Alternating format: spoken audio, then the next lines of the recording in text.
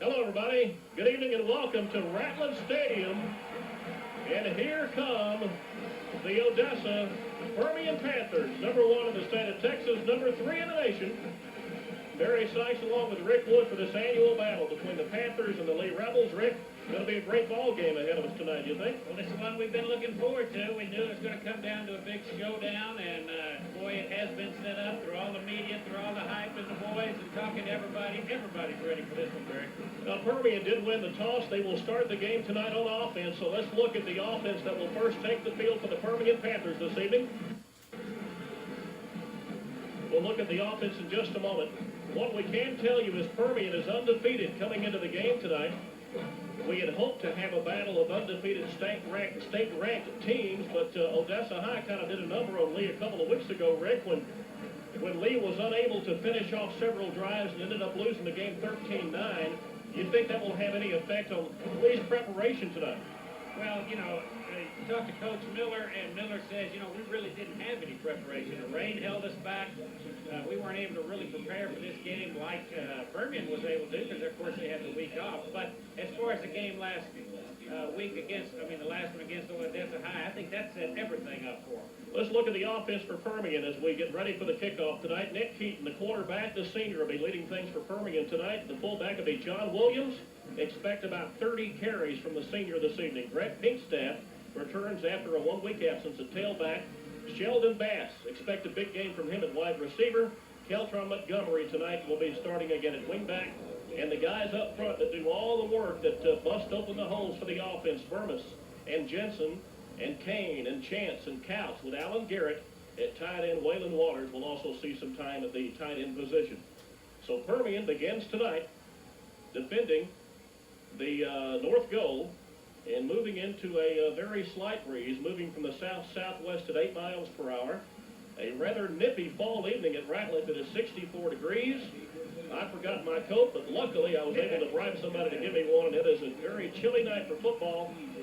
And we are underway. Sheldon Bass will gather this one in at his 8-yard line. John Williams trailing him.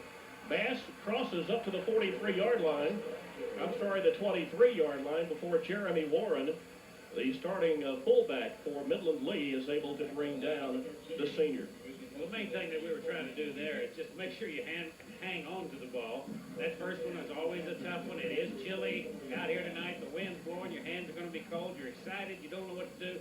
I'm sure the main thing is hold on to the ball and let's get it going, guys. Now, Earl Miller is known for liking to cheat his defensive backs and his defensive linebackers up and try to stuff the run. If Permian can hit some quick passes early, Rick, you think it might kind of open up that defense a bit? Yeah, they're going to have to move back and give them the room because they're going to have to watch for them. Let's see. This will be John Williams. Williams trying the middle, and a small gain up across the 25 before Justin Goodman from the middle linebacking position makes the tackle. Here is the lead defense. The main cogs of the defense will be the linebackers of Connolly, number 46, and Goodman, number 44. Hunter, the other linebacker, number 37. The down linemen, Henderson and Dunson. The ends, Melgoza and Stapleton. Interior, Quinones and Adams. The cornerbacks, Jordan and Lauderdale. We'll talk about Lauderdale in just a moment, starting tonight at safety. The gain was 3 to the 26, and Nick Keaton looking to pass. The pressure gets to him as Dunson, number 20, comes in from the outside, is able to beat his man back to the backfield. And Rick, that's the first time that Keaton has been sacked with the first-team offensive line in the ball game, and that's got to give that lead defense something to look forward to all night long. Well, I don't think quite Permian knows yet how fast this lead line is. I mean, you can talk about having a quick line and a quick defense and a quick team, but until you're actually up against them and having a block against and finding out how quick that man is across them, you don't really know, and I think we saw that tonight. I don't know how long that'll last till they catch on. Well, as good as Permian's defense is, 170.6 average given up, Lee is everything as far as that's concerned. They give up less than 200 yards themselves. This is the number 1 and number 2 defense in District 4-5A. The pass intended by Keaton to Bass, number 18, covered by Lauderdale. Real quickly, let's tell you about Lauderdale. Lee Lauderdale starting tonight for a player that means everything to Midland Lee, Andra Graves. He is a great special teams player, a key in the defensive cog as a defensive back, and also a offensive threat at wide receiver. Cannot play tonight due to a problem with the thigh, and Lauderdale probably will be tested quite a bit tonight by Permian. Well, I think that's who you go after. You know, he hadn't had this much playing experience, or lately anyway, as Graves had, so that's definitely your target you want to try and throw to. Now, Permian's first opportunity on defense nets them basically a negative 2 yards, and Lee still has not been scored on in the first quarter. Joey Lenny back to kick. As you saw, it was blocked, and Lenny is limping badly. There is a flag down as the official says the defender did not touch the ball, but did touch the punter. Rick, let's look and see what happened. Let's see if not only did he hit the ball, but what penalty is going to be, 5 or 15? Well, we got a little bit after that, but as you can see, number 45 for Lee picked that ball up, and of course Permian had no option but to down him there because he could have run with the ball. That's right. It was open to take. But I think the big question was, did he touch it or not? And according to what the referee with the flag down on the field, there was no touch. And with not touching the ball and you run into the kicker, you're going to get a penalty. Okay, let's look and see what happened. The referee came over to talk to Coach Tam Hollingshead. The kicking team comes back on the field. It's a 5-yard penalty. Rick, here is a replay of the punt. Okay, we'll watch now. What you've got to be very careful and watch here now is to see if there is any touch on that ball as Lee rushes. So we're going to have to make it quick because we're just about ready to punt the ball again. Let's watch and see what happens. The rush is going to come from the top. Yeah, it'll come from top of your screen as he beats the, well, I guess we're not going to see the play. Well, we were watching the receivers. We wanted to see where. Okay, the penalty was 5 yards, which is not an automatic first down. That means that Permian still faces a fourth, and approximately 8 in Permian has used a timeout as suddenly things have become kind of scattered and confused. Well, yeah, they want to take some time, try and gather up as to what we're going to do, and there is some confusion here. You know, hey guys, it's the first game, it's a big game, everybody's pumped up, the adrenaline is really going, and you got to keep them talking. Okay, now we have something that's going to be kind of interesting, Rick. You have Joey Lenny, who coming into the game, one of the better punters in District 4-5A, averaging about 36 yards a punt. Apparently, in the block a moment ago, he really was shaken up, and Patrick Cooney, who is the backup kicker, has not kicked a ball one time this year. Suddenly will have to do it. Cooney has a bad knee, will probably not play tonight at all at linebacker, and now he is called on to have to get the ball away and hopefully pin Lee back and have their offense start back deep in their own territory. Once again, here comes the rush, and it's going to be a short punt that will carry just beyond the 50 and go out of bounds at the Lee 40-yard line. Well, you talk about pressure on a young man. You're called in. You don't think you may not play all game. You're kind of set in your mind mentally that maybe I won't get in tonight because of my injury. And now you got to be called in to punt, something you haven't done all year. A lot of pressure. So I say that's a great kick. Well, a 35-yard punt from the senior, Patrick Cooney. Let's see if he is in at defense as a linebacker. We're looking for number 38. We'll check it after this play. If not, Couch, the sophomore, number 60, will get the start, and it is Couch who will get the start tonight at linebacker. Here is the Permian defense. Let's run through it right quick. First of all, beginning with the defensive linemen and linebackers. Bigstaff and Jensen will be at the end. Waters and Wharton will be the interior linemen. Hamilton and Garrett and the sophomore Couch at linebacker. Washington and Bass at the corners, with Brito and Montgomery as the defensive safeties. The gain was 3 for the Lee Rebels. They face a 2nd and 7 from the 43-yard line. Lee has had well, look at this as Sims breaks loose. It's going to be up to Bass. He fumbles the ball. And Aaron Washington comes up with a fumble recovery inside the Permian 5-yard line. Philip Sims just completely befuddled the defense, Rick. He busted through the line and seemed to bust tackle after tackle, but then he got careless in handling the ball, and it broke loose, and Washington, hustling down the field, came up with it. Well, careless or not, what he had was, when he broke loose, if you'll watch his play now, when he breaks loose, we're talking about Sims. Watch Sims now. What's coming up behind him? Watch what he does. Bang, he hits the ball, knocks it out. Beautiful play, and then we recover the ball. That's what happened, and that is good defense. I mean, even if you do have the ball at the 1 yard, 1 yard line, it's still your ball. The thing that showed us, though, is look at the speed and look what can happen. Watch out for that. So Permian comes up with a fumble recovery, and they are deep in their own end of the field as they start this drive at the 1 yard line. Here is Greg Pinkstaff. Pinkstaff rides that offensive line behind Jensen, 56, and a clearing block by John Williams, number 36, along with number 77. Or rather, number 70, I'm sorry, that's Brian Couch, and able to pick up 4 after the 5 yard line. You know, something that has been happening with this lead team, now, against Odessa High, of course, they shot themselves in the foot. They made a lot of mistakes, as it said. That time, they didn't make a mistake. That time, they didn't make a mistake. It was caused. Now, that was the 9th fumble of the year for Midland Lee. Here is Williams. And Williams out to the 10 yard line. The Panthers have to reach to the 11 for a first. And Rick, in this end of the field with a backup punter, it's very imperative that you get a first down and you keep the drive moving. You have to at least, I think, get out near midfield to give your defense a little bit of a break. Well, I think you do, and you got to take some time, as much time as you can, let that defense set back just a little bit. And like you say, I think the big key, though, Barry, is the punting situation. Lenny is on the sideline, has an ice bag on his left thigh, and from that look, he will not play the rest of the night. Here is Williams. Williams breaks loose, and it's only a saving tackle from Jordan from the safety position that brings Williams to the turf. Most importantly, though, Permian has a first. Out to the Permian 13 yard line, it'll be 1st and 10. Big first down, as you said. You know, what you've got to watch for, you don't want to be back here anyway. You know, they want to be on down the field to start with. But if you got to be back here, control the ball, hold on to it, move it slow, and get a couple of first downs, and then you got a lot more operating room. And really, when you're down this deep in your own end of the field, Rick, that you kind of close that playbook down an awful lot. You don't want to put a lot of plays in that take a lot of time to develop. You want to get hit quick. You want to get across that line and pick it up as quick as you can. Intended for Bass.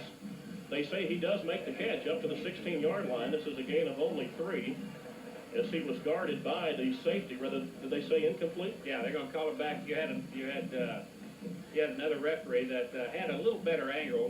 This referee on this side kind of was blocked out of the play, and the other ref says, no, it bounced once, so it'll go back.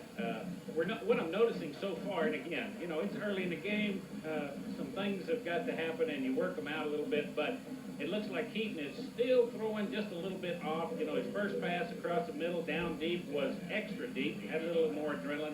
That one was a little bit behind Bass. Now, Quinones is the leading interceptor of this lead defense. He will be masked up against Permian's best, and that's Sheldon Bass most of the game. The pressure comes on. Keaton completes the pass to Bass, and Lauderdale, 27, comes up to make the tackle. Been studying that film. He knows that Sheldon likes the catch, take one step left and go right, and didn't allow him to do that. Well, yeah, he didn't have the time watching because Sheldon has to go up in the air. He goes up, catches it. Of course, right there with him is Quinones and Lauderdale, and got his hand on him. But what they did was, and what will help this whole Permian team right now, is Keaton completed a pass. You've got one under your belt, you're ready to go. Now, 3rd and 2 now for Permian. Keaton completes about 61% of the passes. On the average, completes about 9 of 14 per game. Permian needs 2 for the first. Intended and caught by Bass. Bass will have enough for the first, as Permian had to get to the 23, and this will be completed out to the 25, and Permian with another 1st and 10. Well, this Lauderdale's all over the field, and I'm sure it's probably that one-on-one situation that we've talked about, we were talking about before the game, except this is opposite. It kind of looks like Lauderdale has been assigned Bass to cover him one-on-one wherever he goes, because he's switching sides of the field wherever Bass goes. Waters will bring in the play from the sideline as Garrett comes out. Rick, let me ask you, if you've got a young defensive back in, he's playing so close in the receiver, at some point, can you sucker him in and go deep on him? I think that's what they're doing. They're throwing little short ones right now, and then he's gonna fake a little quick turn in, and then he's gonna bust him downfield. And look at Waters come back quickly as Pinkstaff lost the handle on it tried to get it back with it, but a lead defensive man came in quickly and knocked it backwards, and Waters able to turn back around, peel back, and come up with the ball. He just simply dropped the ball on the field. You know what? That ball went everywhere, but you know where you'd think it would go. Again, it went between his legs, and then he tried to kick it around and move it and grab it with his legs. That was a wild. That was like a grease pig there. Well, again, Dunson, number 20, in there quickly, and that defensive speed of that defensive line for Lee certainly showing early. Here is Williams, and Williams gets absolutely nothing inside, maybe a gain of 1. As Permian now will face a 3rd and 14, and this game early, we figured, Rick, it was going to be a situation where both teams are going to be testing each other early, see what's going to happen. Permian seems to think there are some things defensively or offensively they can exploit against the lead defense, but so far, that lead defense has been pretty tough. They have been awful tough. You know, it just kind of makes you wonder what kind of break it's going to take to break this game open, and Lee almost did that when they had the ball. Bigstaff and Williams in the backfield. Garrett back in at tight end, a double tight end situation. I take that back to single tight end as Bigstaff goes in motion. Panthers just simply going to try the run and don't want to try anything fancy. As Lee looking for the pass, Permian elects to run. And Williams out to the 26-yard line for a gain of 4, but Permian now facing a 4th and 9. And back on the field is Patrick Cooney. First punt of the year, gained him 35 earlier. And that rush coming heavy from the defensive right front, that's something you have to be concerned about. And I'm sure the eye in the sky up here has made some kind of correction for Permian. I'm sure that's right. I think if we watch that left end for the Permian line, watch him peel him out if he can some way. The first time Lee had the ball, they started from their 43, from their 40-yard line. And Pinkstaff takes care of the rush from the left.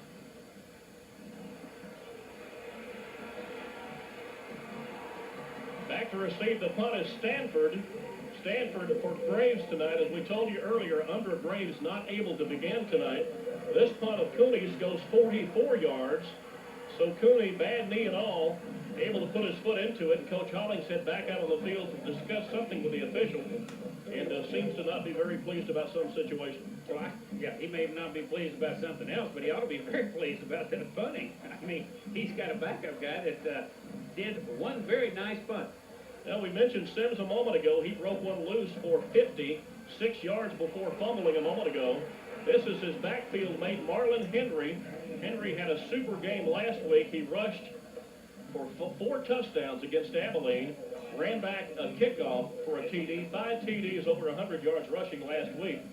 And Rick, if you stop Sims, my goodness, you've got Henry to go to, you've got Warren to go to, and we haven't even yet mentioned Courtney Turner, who was a 3-year starter, started against Permian as a sophomore back 2 years ago, and you talk about the most dangerous player in district, I think it's Courtney Turner. You know, you can talk about option-type football team, and that could mean many things. On this one, it means they have a lot of options for somebody to run the ball. That means you stop this guy, I think I will take it to this guy.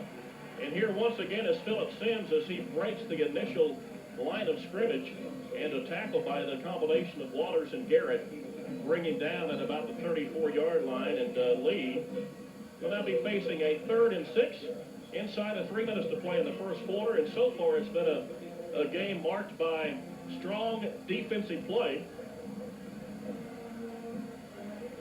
And now Permian's defense, they have their backs to the wall. They're at the 34-yard line. Lee is. Have to reach out across the 40 to the 41 for a first down.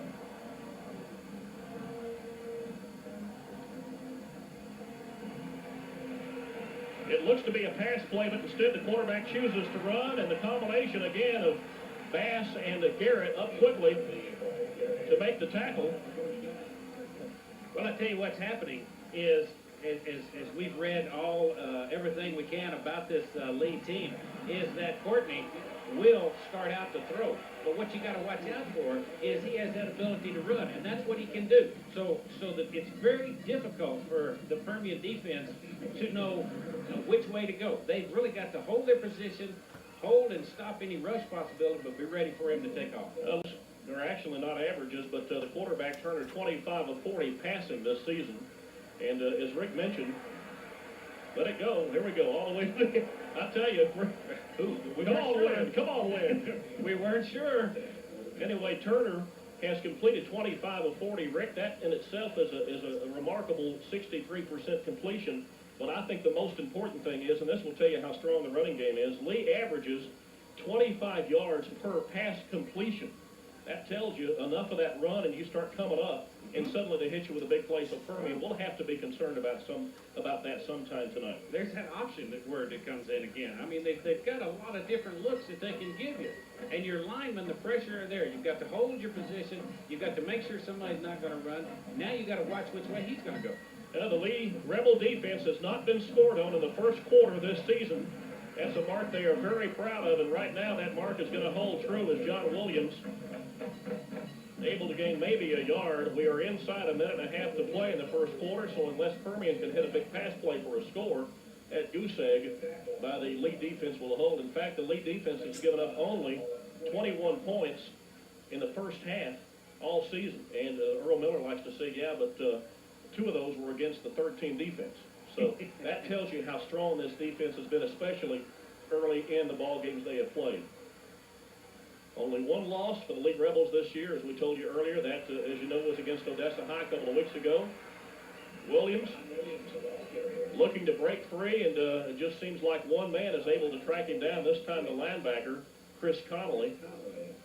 And Connolly, Rick, is a guy that the Permian coaches were most concerned about. They say that he is the kind of player that he is more dangerous going away from him than he is if you go right at him, because he has such lateral speed. They said he will just fly in. You're watching film and you'll see this 46 fly in and make a tackle out of nowhere, and they're really concerned about what he brings to this Lee defense. You saw how he traced Williams down on that play. 3rd and 3. The Permian Panthers have to reach across the 30. Here comes the pressure on the defense. Here's the pass, and it's too tall. As Keaton starting out early tonight, just a little bit off in the passing department. He is 2 of 5. And those 5 passes, rather that 2 of 5, only good for 12 yards, as Permian's offense will have to punt the ball away. Well, as I was talking about earlier, what Keaton's problem is, he's getting it high. It's floating in high on him. He's not able to control. And then you might get the other side that he's going to be trying to direct that ball in, and then you got another problem. So it's just taking him a little bit longer to loosen up. He knows the pressure's there. He knows he's against a faster team, so he's rushing himself as much as anything. I'll tell you, Cooney's going to keep putting the ball all night. He might just work that knee out and go back in and play some defense, huh? There wouldn't be anything. I'm sure he'd rather do that than what he's having to do. All right, this time Lee does not rush the punter. Instead, they elect to stay back and play for the run back. But Cooney and Permian get a good roll as the ball is all the way down to the 35-yard line. So as we come to the end of the first quarter, Patrick Cooney puts it into the ball 39 yards, and Lee will begin the second quarter from the 35. We have no score from Ratliff between Permian and Midland Lee.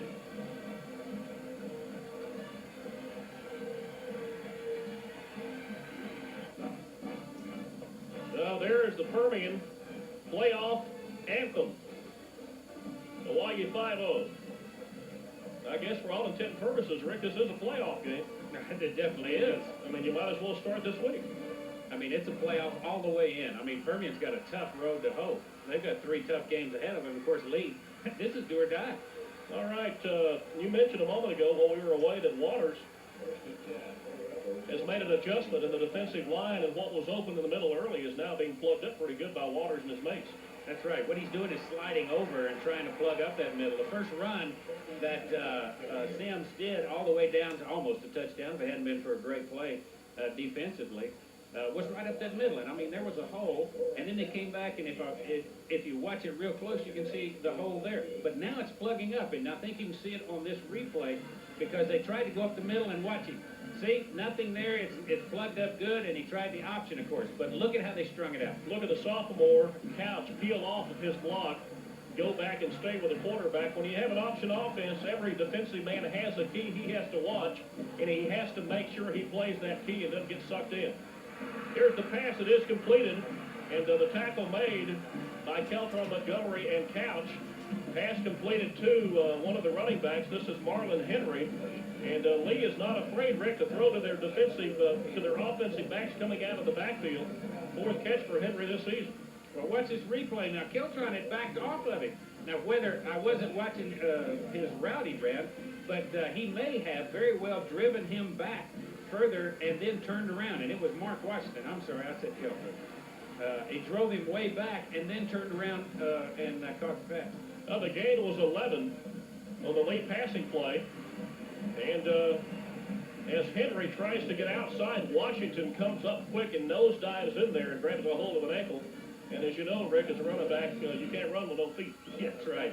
Washington has been doing that a lot. You know, Washington especially had one game that he was awesome, you know, and he was just playing every kind of defense you could, whether tackling or knocking down passes or whatever it took. And that one, he was on the ground and was able to get a hold of the Lee runner and bring him down. Well, the gain from the Lee 49 near the Permian at 48. This is a Lee offense that averages, Rick, 332 yards rushing a game. And look at the play by Wharton. Wharton simply would not let go. Jeremy Warren, the fullback, met Jimmy Wharton, the defensive tackle, and game, set, match to defensive tackle of Permian. Well, I wish we could see his face when he got the ball, and because he's looking at the quarterback first, he's looking at the quarterback to make sure he gets the ball, and then when he gets the ball, then he looks up as to where he's going to go, and where he went was right into Wharton's arms. For most teams, you'd think, well, it's 3rd and 10, definitely a passing down. You play pass, think about run secondarily.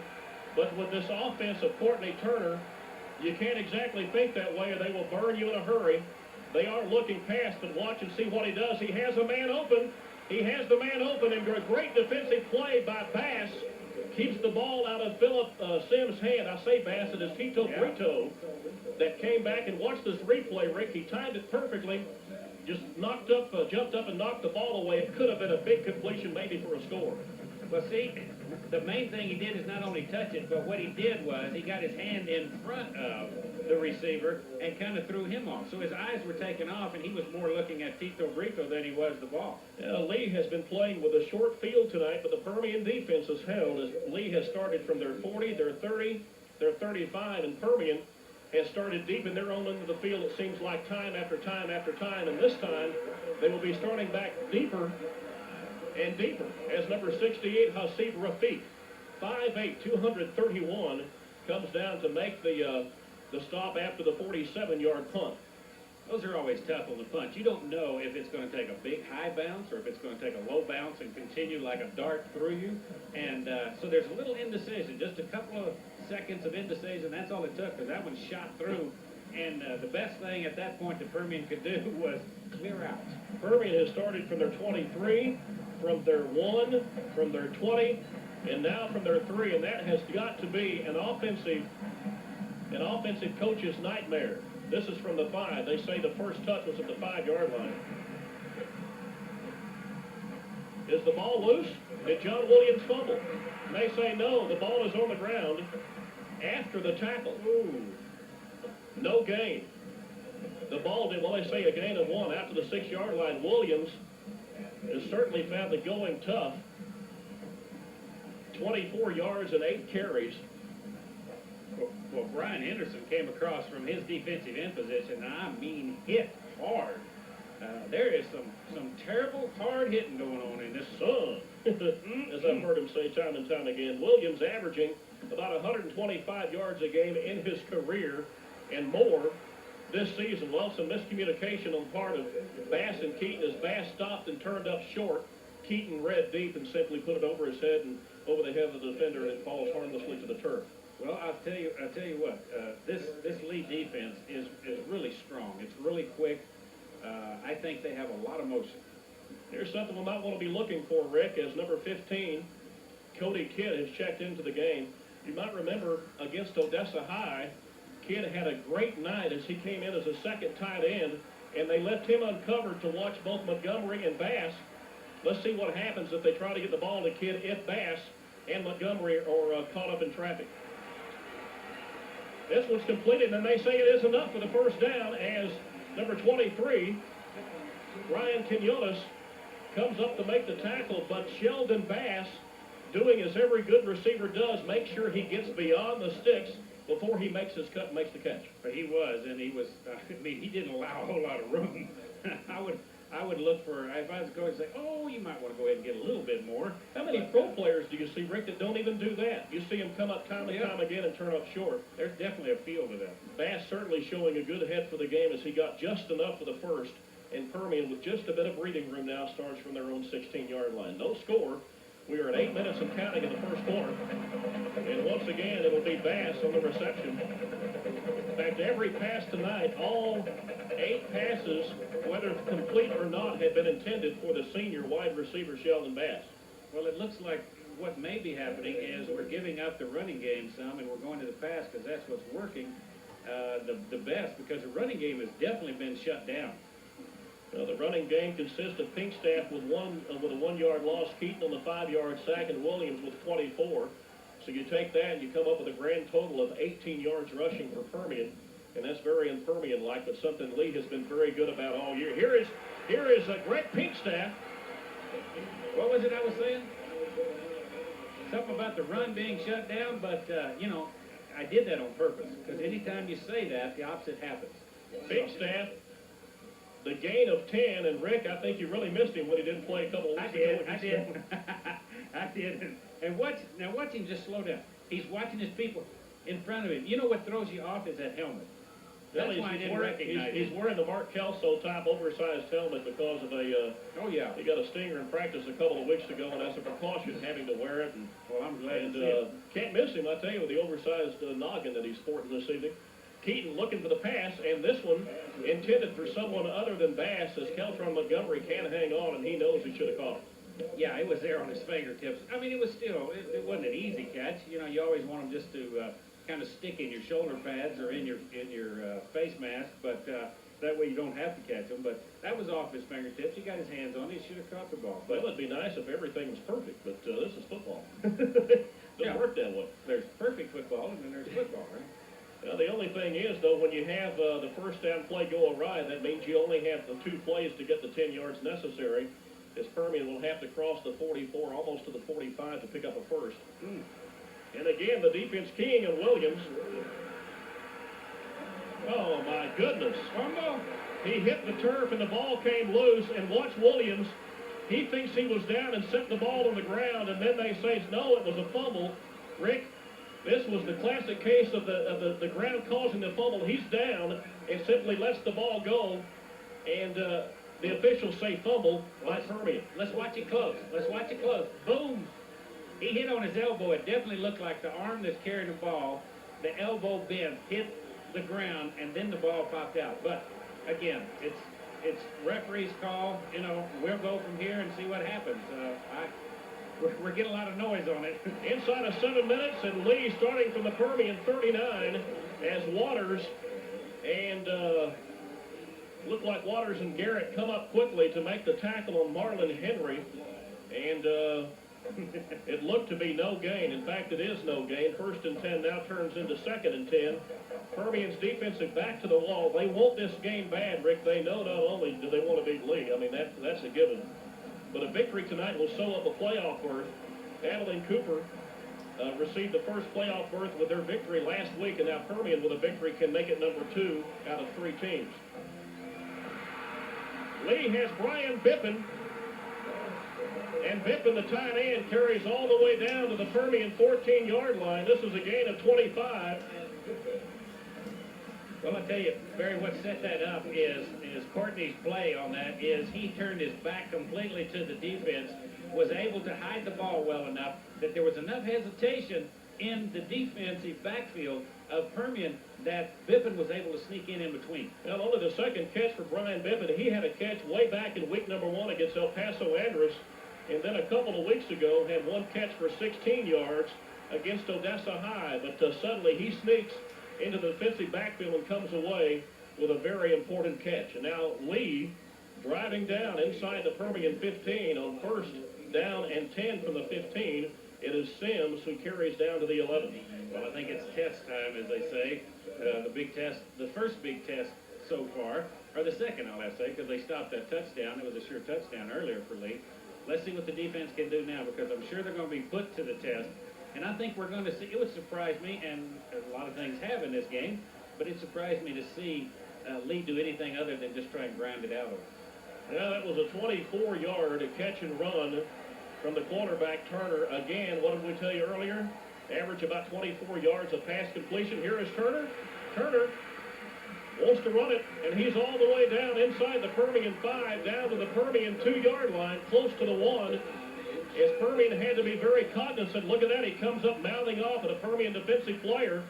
No flags coming. This is going to be, he's cutting back right here, and as you can see, I think he picks up the first down, too, in addition to that. And there's that running ability. He can take it out. He can pull it in. He can move with it. This young man, they've really got to watch, and here's a big one. And at the end of the play, he had some words for Jimmy Wharton. Here's the handoff. It's going to be short of the touchdown, short of the goal line as Sims carries down to the 1-yard line. Sims with 9 rushing TDs on the year.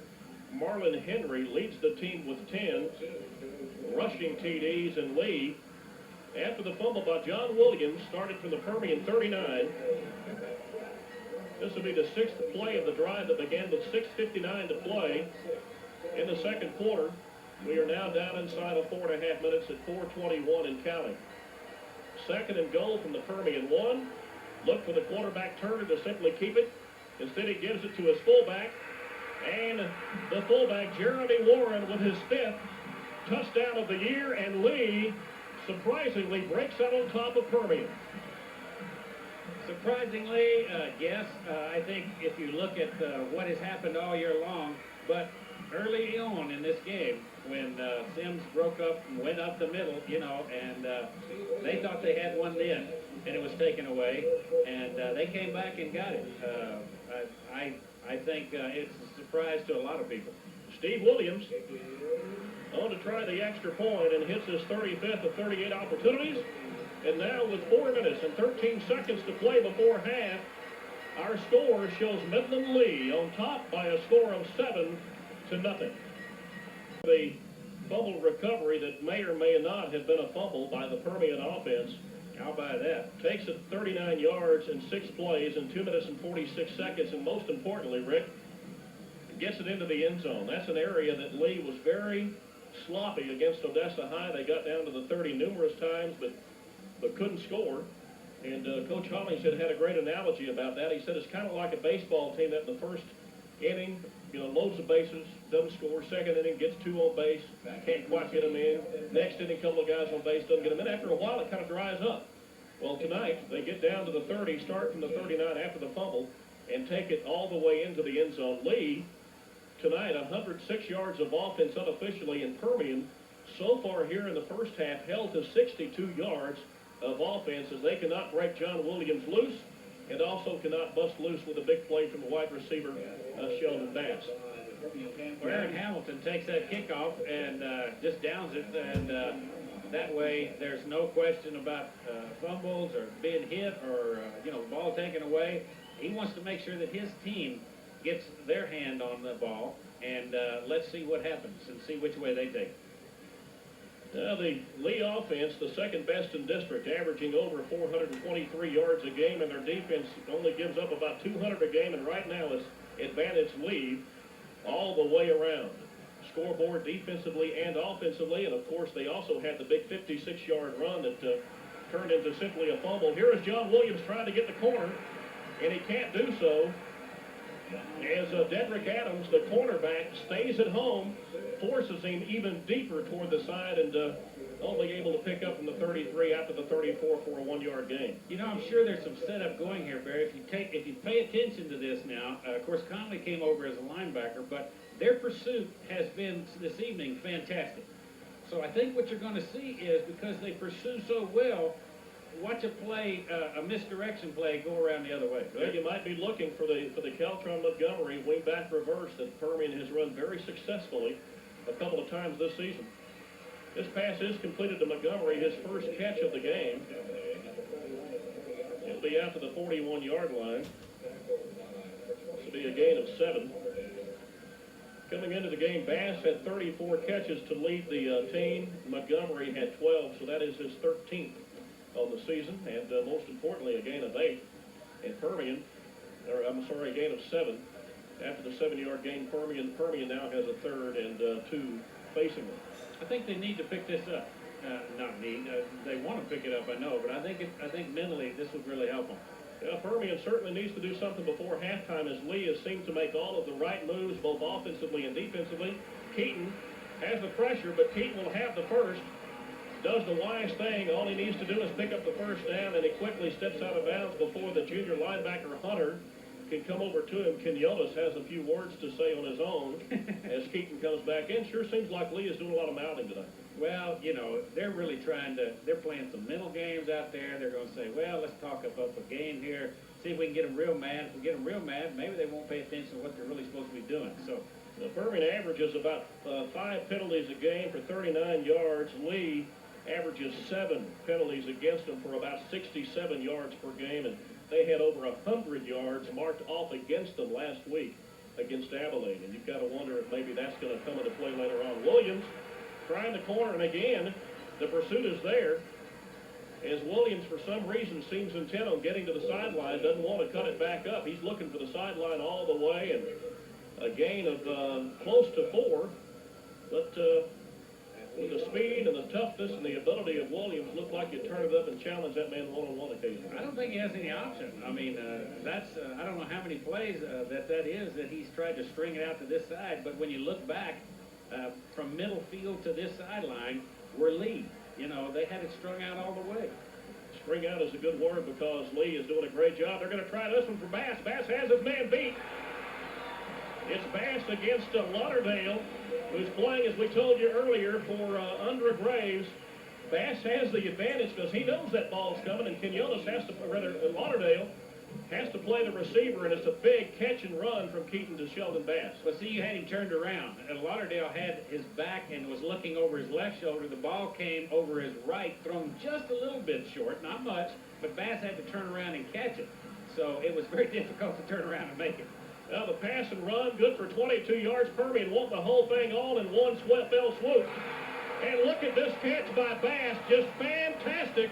He's able, Rick, to not only catch the ball, but keep his feet in bounds, get an extra couple of yards before they push him out, all the way down to the Lee 3-yard line. This is the same pass. I mean, it's just to the other side. See, he's lobbing it in, and there's Bass to catch it. Lauderdale, again, outside, 25-yard pass reception. All right, now Permian, after starting from their 33-yard line, Lee had taken the fumble recovery, moved it 39 yards to go on top 7-0. Permian is now answering. Let's see if they can put it in the end zone. Williams fighting inside the 3-yard line. Melvin Dunson, the defensive end, comes up to make the tackle. Here's something we talked about before the game, but we haven't harped on during the game. Look at the numbers of the defensive lineman. Henderson, number 45, Stapleton, 34, and Dunson, 20. Not Simpleton, I'm sorry, Scott. Those are back numbers. That tells you they have speed, not just the strength, but speed. What are you laughing at? A Freudian slip there. Yeah, sorry about that. Freud always warned me about that. Permian, second and goal from the 2. And what there? Yes, into the end zone. Mark Hunter with the punishing hit about 3 yards late, but John Williams into the end zone for his 16th touchdown of the season in Permian with 1 minute and 1 second to play before the half. Answers Lee tit for tat. But one thing I saw there is, even though it was too late, Williams jumps over, hard hit, he didn't have the ball. The ball got loose. Really? I think that's something to watch. Something you've got to be concerned about. Molina will set it down as Stevenson will boot it through. And Stevenson, you talk about consistent, his 30th consecutive extra point as Eric Stevenson puts the exclamation point on the drive that began back at the Permian 33, and now with 1:01 to play before halftime, we are all knotted up at 7-7. Permian takes the drive 67 yards in 8 plays, 3:11 on the clock, minute and 1 second. Look at this play, Rick, and you're absolutely right. Because of the hit by Hunter, the ball comes loose. Now, we don't know if that's because he crossed the line of the line of the goal line for the score, and then who cares after that? But that is something to kind of keep No, an eye on. that's true. The score was good. Once you break the plane, that's all it takes. You don't care what you do with the ball after that. But that's the only thing that caught my mind. I know the other fumble that happened earlier in the game was very questionable. I still feel it was a ground. But I think that's just something to keep our eyes on. Of course, that was a monster hit.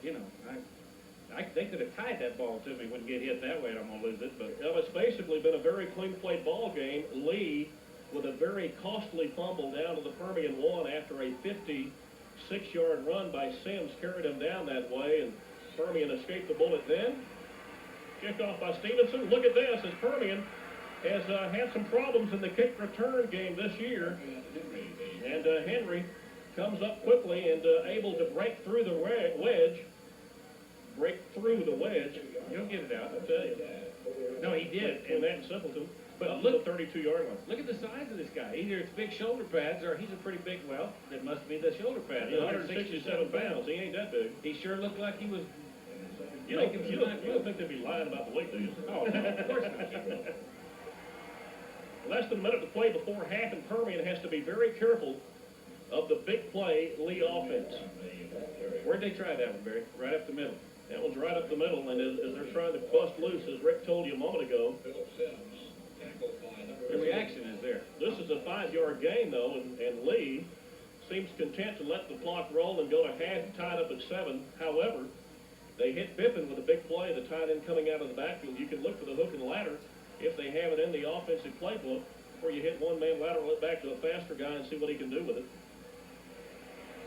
Boy, there was Turner looking to pass. He rolls one way, comes back the other, and gets what he needs. Adam Hamilton helps to run him out of bounds, but the gain will be out to the 47-yard line as Turner picks up 10 before the clock ticks down to 14 seconds to play before the half. no doubt what was going to happen on that. I mean, Courtney turned around and either there wasn't anybody there that was supposed to be, or it was definitely designed for him to run the ball. Now this is after the 48-yard line. The gain was 11. In the kicking game, Steve Williams has 3 field goals this year, and his longest was last week's 30-yarder against Abilene High. Also had a couple way back early in the first couple of weeks of the season. Clock ticking inside of 13. Lee looking for the big play. They have a man wide open. How in the heck did he get that wide open? Marlon Henry, number 5, did a number on his defensive man, and as he dropped back looking for the ball, Tito Brito came over, and luckily the pass overthrown. Well, Tito was there. He was doing his job. I mean, his job is to not let anybody by him, and they had the cover. But this young man streaking down the sideline was wide open, but the pass was nowhere near him. Well, Brito doing the wise thing, get between the ball and the man and force the man to go through you to make the catch. 8 seconds is what remains before halftime. Lee obviously not content to go into half with the 7-7 score. Here is Phillip Sims. Sims will break it all the way down to the Permian 35-yard line before Washington and Garrett come up to stop him. The clock will stop with 1 second to play before half. And Lee, I believe, has called a timeout, and they want one more shot at the end zone. Well, why not? I mean, what's it going to take? One pass. I mean, they're in pretty good field position. And the big thing that, of course, Permian has to do is just drop back, kind of form that, as they say, umbrella, and keep them from getting past you, keep them in front of you. Well, the offense we're seeing from Midland Lee, the variety that scored almost 42 points a game, actually 41.2 per game. They've been held to as few as 7 offensively, even though they got a safety against Odessa High to make it 9 points total. Also scored 14 against Abilene, but then you look at everything else they've done, my goodness, 55, 61, 56, 43, last week 51, so that tells you that when they get that steamroller going, Rick, it can really go in a hurry. Well, how many teams playing the number 1 team in the state, number 3 in the nation, wouldn't enjoy going in at halftime with a 7-7 tie? Well, apparently not Earl Miller and Midland Lee. Let's see what happens as Lee will go from the shotgun. Courtney Turner, he's looking for the whole ball of wax, and this will be intercepted by Sheldon Bass. Simply overthrown as they try for the end zone, and Bass will pick off his 6th pass interception of the year. We go to half, and we are all not up. It's 7-all. Permian Band coming up in just a moment.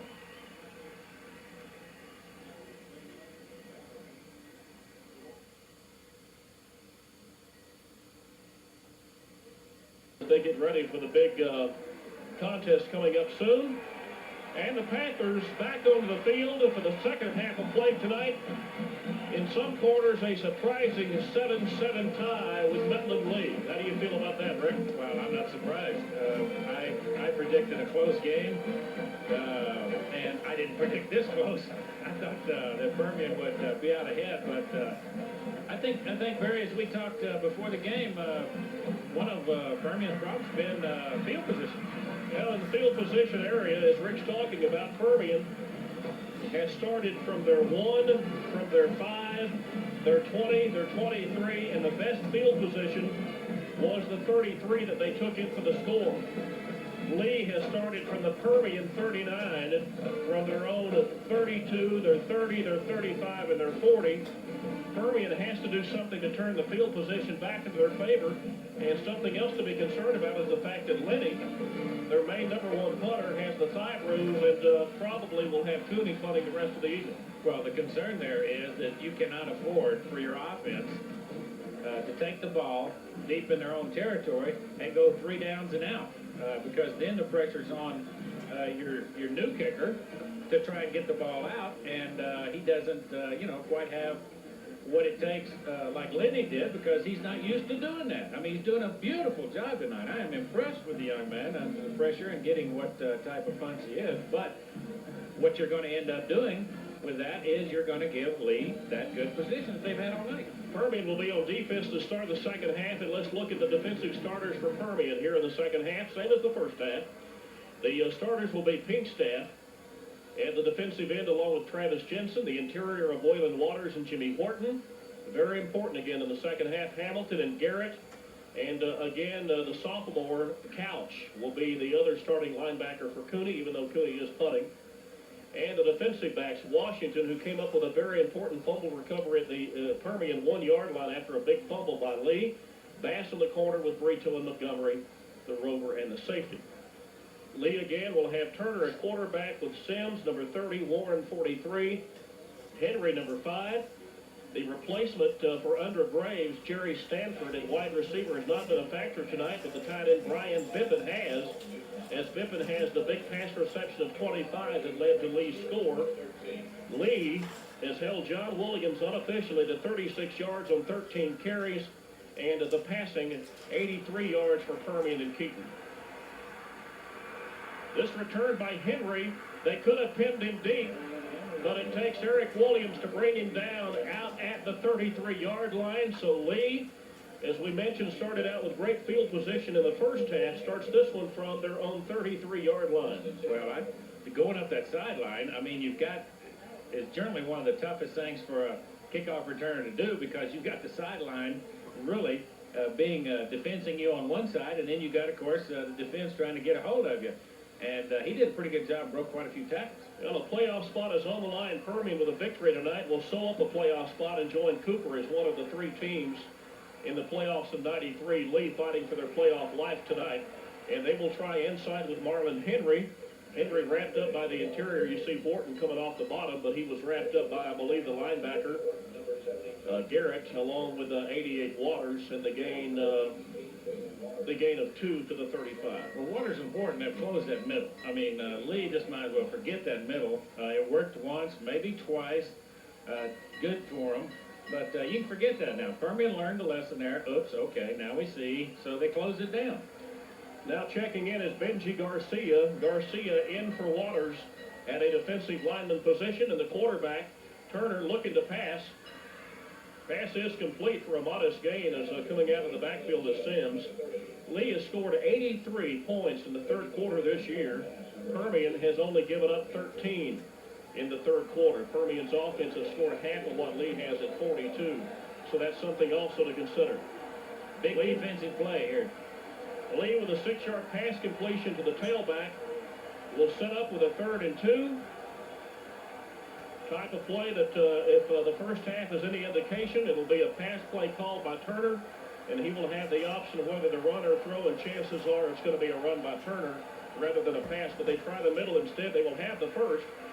Look at him break the tackles as Adam Hamilton grabs a hold and finally has some help from Brito, but not before Philip Sims, who had 70 75 yards, 73 yards rushing the first half, 54 down on that one carry. Picks up enough for the Lee first after the 47. Well, notice that Sims didn't, he cuts to the outside, and that's where he broke through. But the running game has been the meat for this Lee team tonight. 162-pound senior.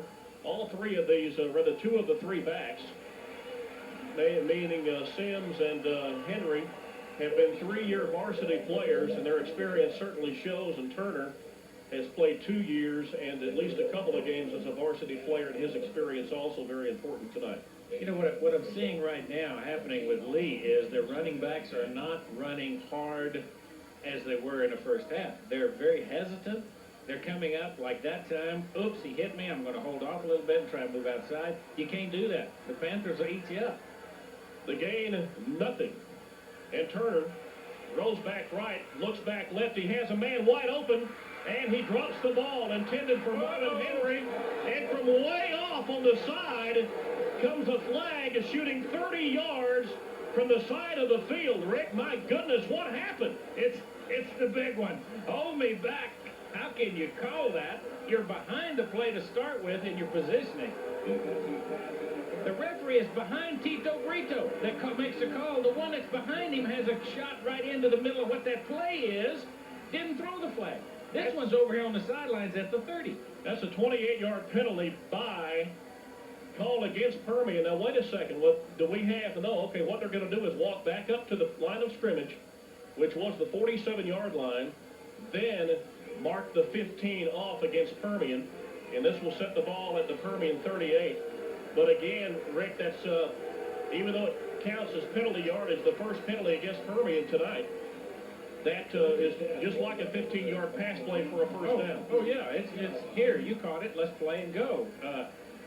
It's hard for me to believe that referee could honestly make that call. Maybe he saw something nobody else did, but he was at least 20, 30 yards off the play. I tell you, he has quite an arm. He should have been playing baseball this week for the Blue Jays of the Phillies. Yeah, what's that thing loaded with? Uh-oh. Philip Sims breaks this one 38 yards, and Permian missing tackle after tackle after tackle.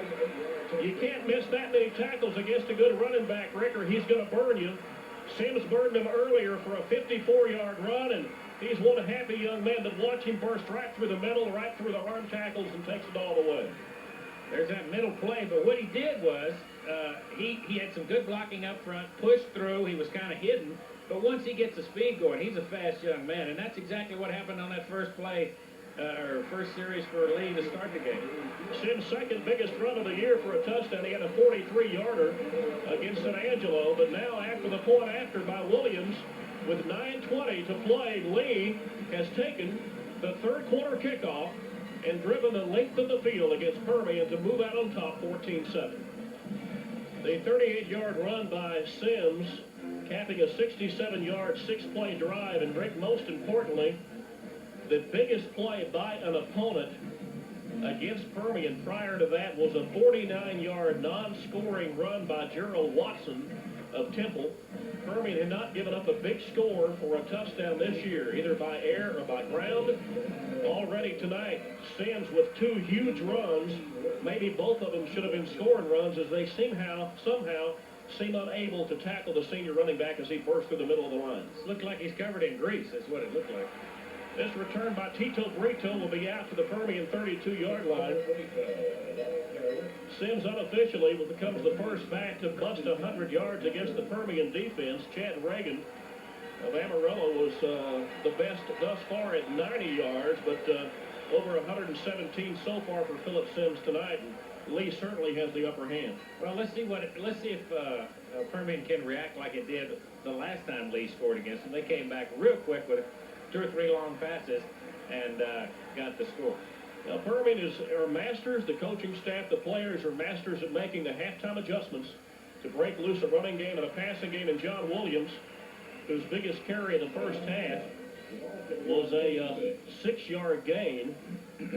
This time carries from the 32 out to the 36 to the 37. This will be a gain of 5, and they desperately need to break him loose to not only to break loose the running game, but also open up the passing game a little bit more. Well, that's true, but what he did that time, he wasn't going around the end. He went up the middle and got the yardage. And you'll take those. You'll take 5 or 6 yards or first down. So Permian, after the play, will have a 2nd and 5. They say official the game was 5. Williams, as he sees the inside, rather the outside cut off, cuts back up against the grain before Dedrick Adams makes the tackle, number 12, and Williams looks to have made an adjustment, had halftime himself, and able to cross the 45-yard line. Yeah, I think if you watch, what happened was they turned Williams' compass around and said, no, you don't go east and west. We want to do a little north and south. And that's what he did, and he stayed inside, and because that's where your blockers are. Your blockers are right ahead of him. East and west don't really gain you a whole lot, but that north and south is what really moves the ball down the field in Permian. A little bit of mix-up in the offensive line as the offensive left front of Burmis and Kane move early. Let's look at the Permian offense right quick while they have the opportunity. Second half, same as the first half. Keaton at quarterback. The running back will be John Williams. Greg Pinkstaff will be the tailback. Sheldon Bass, Keltron Montgomery, wingback. Wide receiver. Alan Garrett, the tight end. The offensive linemen of Burmis and Couch at tackles. Kane and Jensen doing both ways at guard. And Eddie Chance will be the center. Well, you don't need to be making mistakes anytime, but especially in a game as tight as this is. Any mistake, whether it be penalty or anything like that, just makes it that much harder to return. Lee with the big plays tonight. Nice Over out on top. Here is Williams breaking across the 50. John Williams breaks for the open. John Williams has one man to beat. It's the linebacker. There is Chris Connolly that we talked about in the first half, Rick. Look at the speed of the linebacker against the running back. He saves a Permian touchdown. Well, they did have the angle on him, but still, even with an angle, you still got to get speed to catch up with him. A 33-yard run by John Williams. Okay, here goes Williams around the end. Now watch him cut back across the grain. Here he comes back across. Now there's Connolly on the outside top of your screen. Here he comes. He's got the angle on him, but he's still got to be quick because Williams is a fast young man. 53 yards on the run. It began at the Permian 40, ends at the Lee 7. Williams can smell the end zone. Look at him push and power inside the 5 to the 4-yard line. You have to control the pigskin, though. Make sure you don't let it go at this point in the ball game. Yeah, but there's the Williams of old, you know, right there. You're down, you're hit, you stop. Oops, not enough. You're going to get some more. Your legs never quit driving, and with his power, he keeps going. Now, Barry, if you had to run 53 yards, and then they call your play in the huddle again and say, now you got the tough yards to make, well, there ain't no way. You're dead anyway. You can't move. You're out of it. Well, he ran 39 times against Amarillo. Didn't really seem to affect him at all then. And like a lot of good running backs, the more you give it to him, the better you do. He's got to hang on to the ball. And Lee comes away with the errant pigskin as Williams not able to control the pitch. Chance disgustedly comes off the field, as does Kane. Let's watch the replay, and Williams just simply took his eye apparently off of the pitch, and the ball bounced to the turf, and he could not recover as Midland Lee comes up with the fumble. Well, he had his head up. He was looking at the line when the ball got to his hands. You can see that in that replay. His head is up. He's not watching the ball come into his hands, and you can't do that. There's that mistake. Remember what I said earlier. A game this tight, you cannot make mistakes because it just sets you back that much further. Permian had only had 3 fumbles on the year coming in to the game tonight, and already 2 of them against a very stout Midland defense. And now look at the offense power out to the 10-yard line. Started from the 7, the gain is 3 to the 10, and Permian certainly has their backs to the wall as Lee is controlling the momentum of the ballgame. Well, momentum, you're right. Now, what was leading that run right there were the 2 big guards. Oh, he's huge, Eddie. 299 and 231 on the other side of center. And in the middle, you've got a 230-pounder. I mean, those are some big young men. And that was just a power play right out the front. You can see him move Permian back on that. So. If you look at 67, that is Shane Roach. 6 foot even, 299. He doesn't look that big, but I tell you, they must really runs up the scale. Nice They play. try the interior with Warren, and Wharton meets Warren and wins that battle. Oh, that wasn't easy to say. A very important 3rd down play as Lee will face a 3rd and 7. If Permian can come away from this particular play, make Lee punt. There's not much wind to deal with, but Permian should have good field position to pick up where they left off and try to move down the field again. Well, they need this. I mean, they need this for the Permian team. They can say, yeah, okay, you got the ball, we set you down. Big defensive series right here.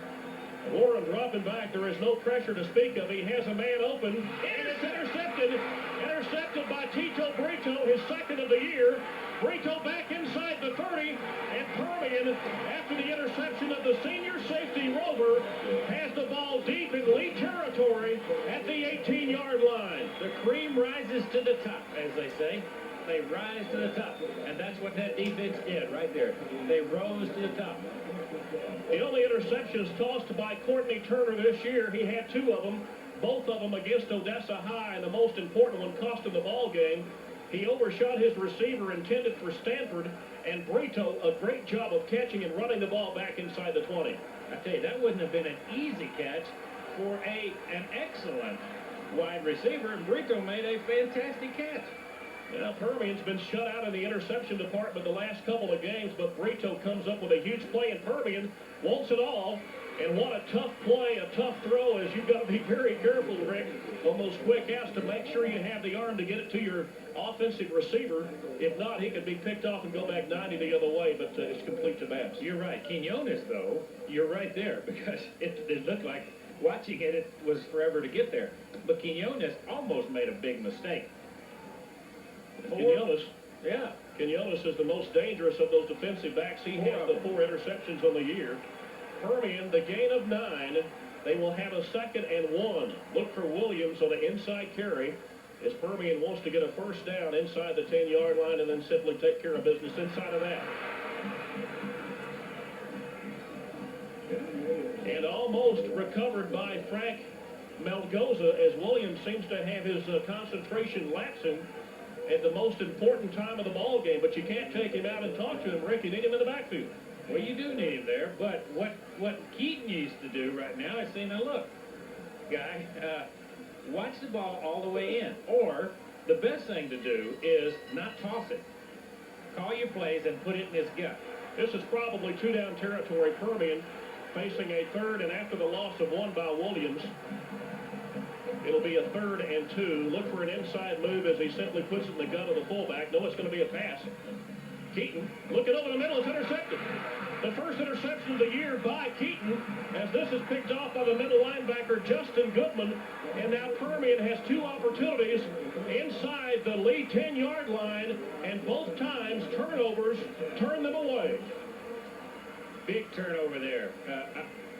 I'm sure, as you'll see on this replay, Nick saw, pumped, nope, didn't throw it because he wasn't ready, and then pumped and threw, and it was just too late. Defender had moved in there by that time and intercepted the ball. That was the 100th pass of the year for Nick Keaton, and the first interception. It comes at a most inopportune time as Goodman able to take a errant pass by the senior quarterback, and now Lee starts off from their 13 as they have turned the Permian offense away twice. Just a little sloppy inside the 30, something we were talking about Lee having a problem with early in the year. Now it's Permian that can't finish off the drive. You talk about coming into any game, high school, whatever, pro, it doesn't matter. You never know from game to game what can happen. And tonight it seems like, so far, Lee has just that little bit of edge on defense so far on the takeaway. That could mean a whole lot in this game. The difference, the 38-yard run by Phillip Sims to put Lee on top 14-7. They go back to the same play on the inside as apparently what's working is going inside the tackles, hesitating just a bit. This handoff, though, was to the fullback. No, it was to Sims, number 30. What seems to be working, Rick, is they come into the middle, hesitate in the pile just enough for the defense to slack off and then burst through, and the defense can't recover. Well, nobody's grabbing them. I mean, because the Permian Panthers in the middle are being locked up pretty much by that offensive line. And so right behind that big offensive line of Lee comes the runner. And they've got the front line locked up. and all they're doing is kind of hiding behind there because your linebackers can't find out where they are. So Lee, after the interception by Goodman, started from the 13 on the second play, able to pick up the first down barely by the length of the football, and now Lee will have a new set to work with from the 23.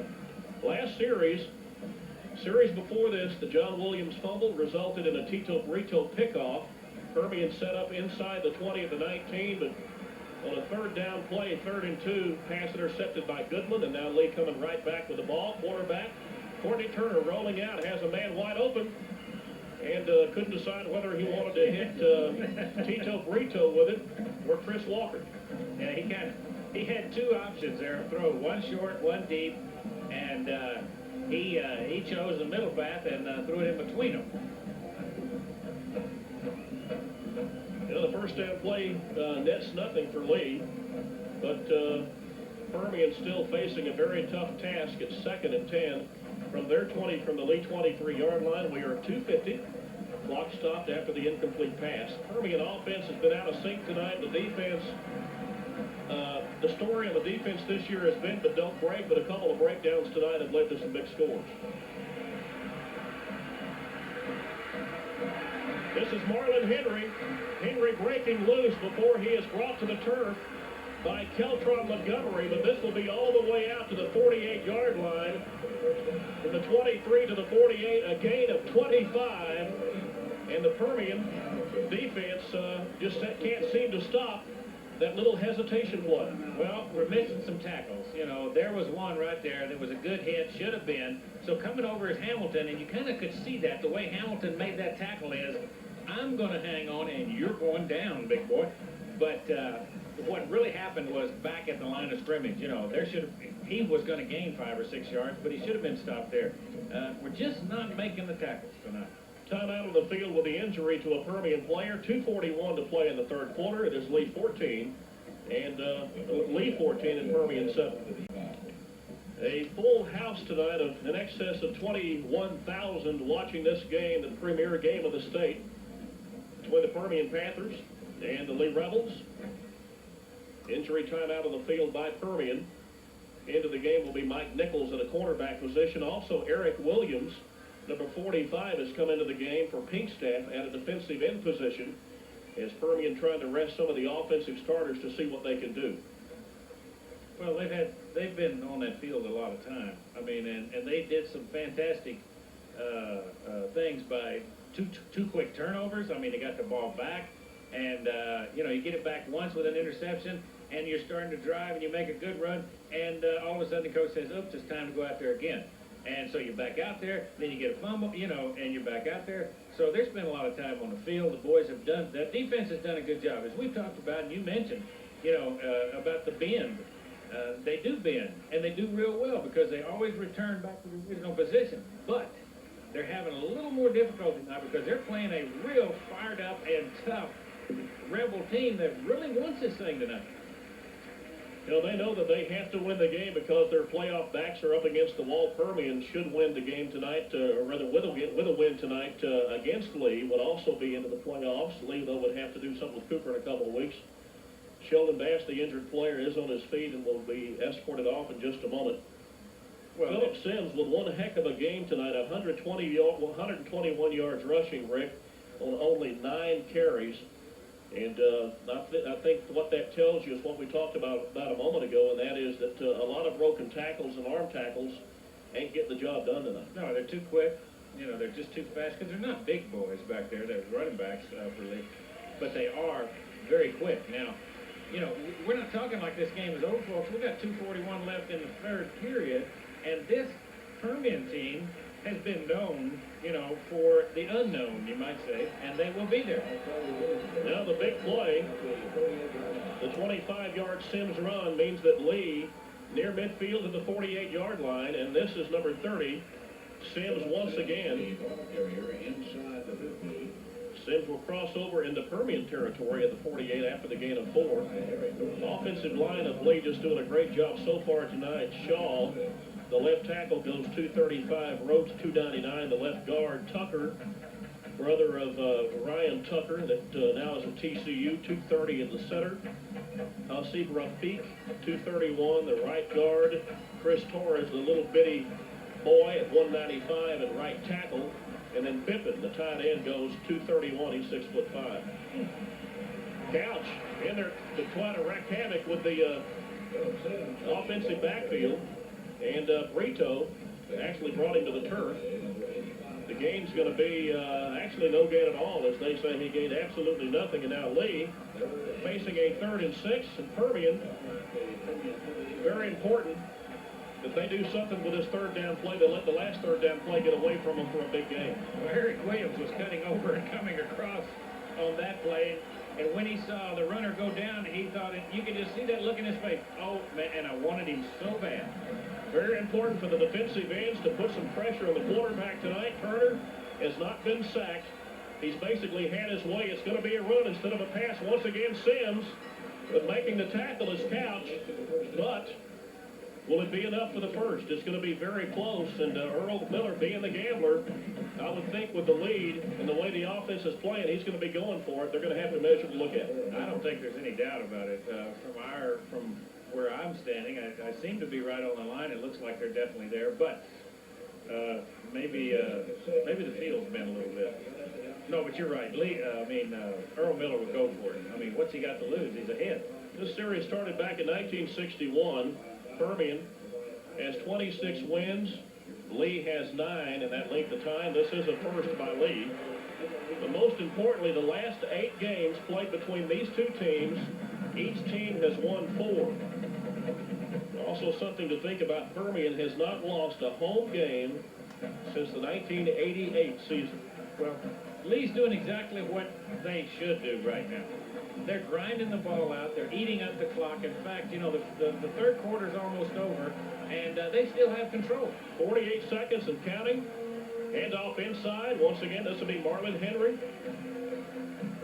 Up to make the tackle, Jensen, you see, congratulated by Couch. Couch did a great job at linebacker tonight, subbing for the injured linebacker Cooney.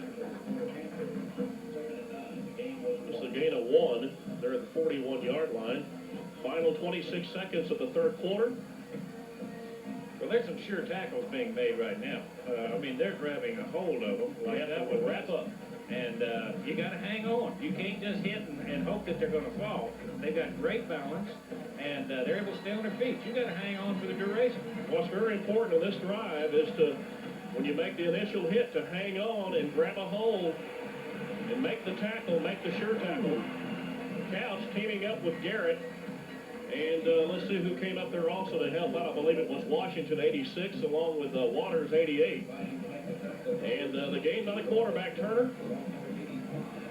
Line of scrimmage started at the 41. It ended at the 38. The game was 3 as we have come to the end of the 3rd quarter with Lee once again on the move. And Lee owns the scoreboard by a score of 14-7 after 3 quarters of play.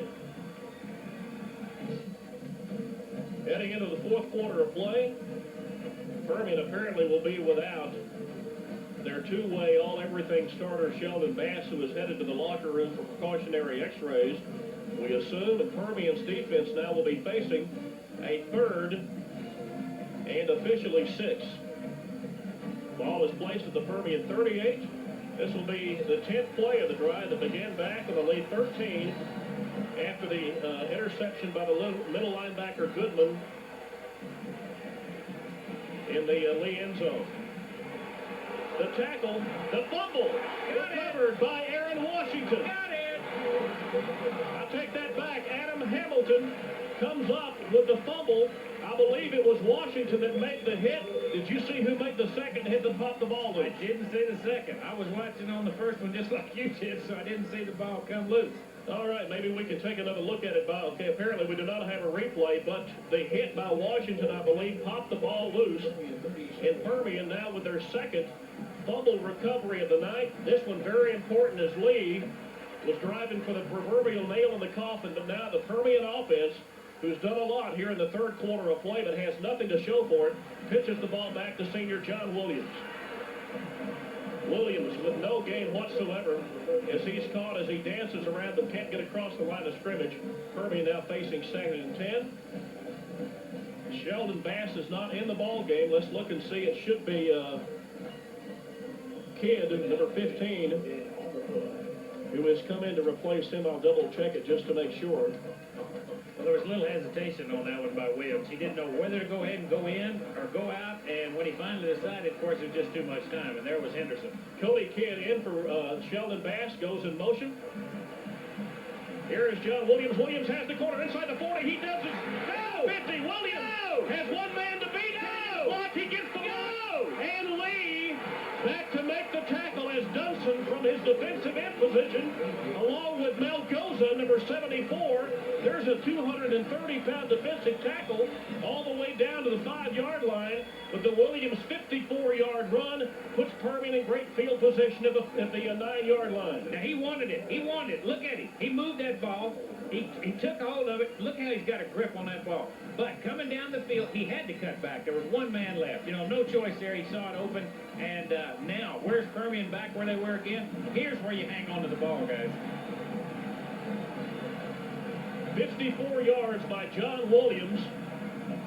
Adam Hamilton to run interference to get him down inside the 10, and now Permian with what has to be a very tired Williams in the backfield as Keaton checks off to a new play. There's the block by Pinkstaff. Williams inside to the 5-yard line. Permian cannot get a first down. They have to score. It is 2nd and goal now from the 5, 10, 25 and counting, 24, 23. Rick, let's say you score, you go 14-13. 10 minutes to play in the ball game. Is it too early to go to a 2-point conversion? Yeah, I kind of think it is. I mean, you've got a great opportunity and still a lot of time. People from all over the country have been calling both of the school systems this week looking for a ticket to see this ball game, and it's been everything all of us hoped for. Permian fakes in a 2nd and goal as John Williams able to get his feet going and pushing down to the 3-yard line. 2 down territory as Permian, after the play, will find themselves facing 3rd and goal from inside the 2. Well, I think what you're seeing right here is that Permian offensive line is really starting to move that lead team back. And the other thing you're seeing is Williams hesitating just long enough for those holes to develop. He's watching them, he's moving in one direction, but he's picking his route. A very hard-fought 161-yard night for Williams on 23 carries. Offensive line busting him loose at the most important time of the ball game. Ross in motion, and he will be short.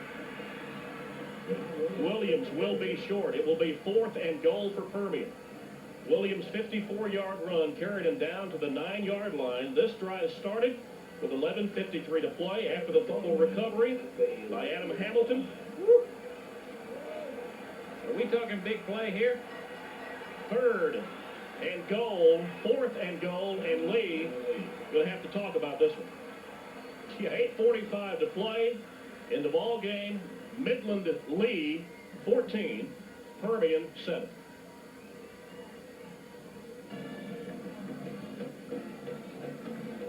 Should Permian elect to go for the field goal, Eric Stevenson has really come on strong in the kicking department. 30 of 30 in the extra point department, and really for all intent and purposes, this will be from extra point distance. As far as field goals, 4 of 7. His best, a 38-yarder against Midland. He's also missed 3 this year. Made 4, missed 3, but Permian, I believe, is not thinking 3, they're thinking 7, possibly 8. Too big a game to go for the field goal right here. You got to have that 7 and tie it up. Then you think field goal after that. Sheldon Bass has checked back on to the sideline. I do not believe he is in the field of play at this moment. Pinkstaff and Williams. It'll be a 2 tight end set as Waters and Garrett both have come in. It's very important for the Lions to get the penetration, and Williams pushes into the end zone for his 17th touchdown of the year. Probably the biggest score of the year for the senior Permian running back. And Permian will be going for the tying point, electing to play for the winning points later. Now watch him slide off that left side, but look at the hole there. Look at how they're blocking. They've moved that whole lead defensive line to the left. I mean, yeah, to their right. They just completely moved them down. The hole was there for him. He went in. Now, what we're talking about here is a tie ball game coming up. Of course, very important extra point. Let's don't forget that fact. This is a given. Molina will have the hold. It is down. The kick is up.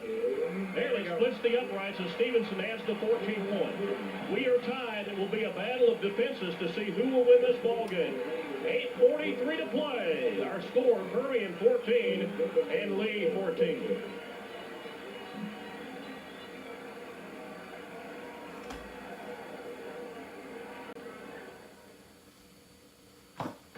Permian had a couple of chances to score in the third quarter after Lee had taken the opening drive of the third quarter, 67 yards to go on top, 14-7. Permian had moved down inside the 5-yard line. A fumble by John Williams resulted in Lee recovering, but Lee quickly threw the interception that Brito tucked in and dragged down to the Lee 19. From there, the interception by the middle linebacker Goodman.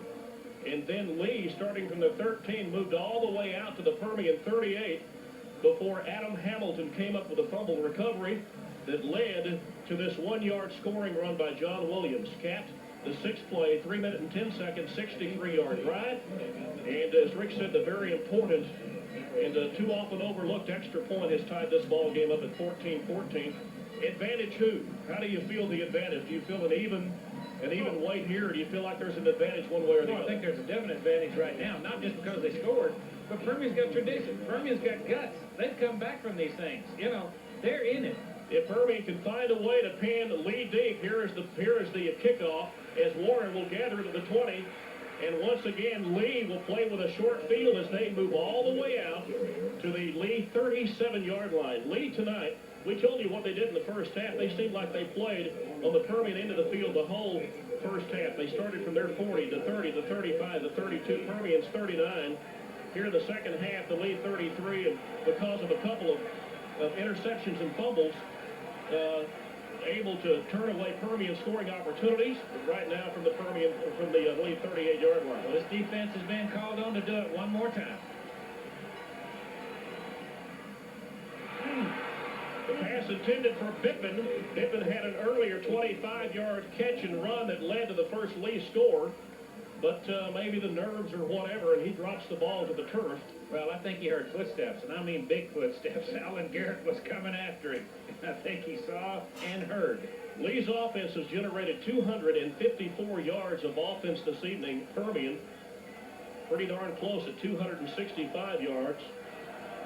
The low total for the year for Lee was way back in week 1 against Andrews. They only had 310 yards that night. Ever since then, well over 400 each and every week. Here's a screen pass to Jeremy Warren, and Warren breaks across the 50. Warren down to the Permian 32-yard line as Lee once again comes up with a huge play on offense. A very big play. A very big play. Now watch this pass. I mean, it's nothing but a little short pass, flat pass, you might call it. And what happens is, boom, right there. We missed a tackle.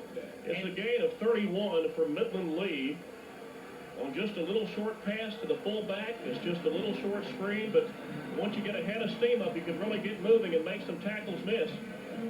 Lee trying inside the handoff to Sims, and Permian there defensively. Bittman trying to do what he can to break loose, but Jensen comes off the bottom of the pile.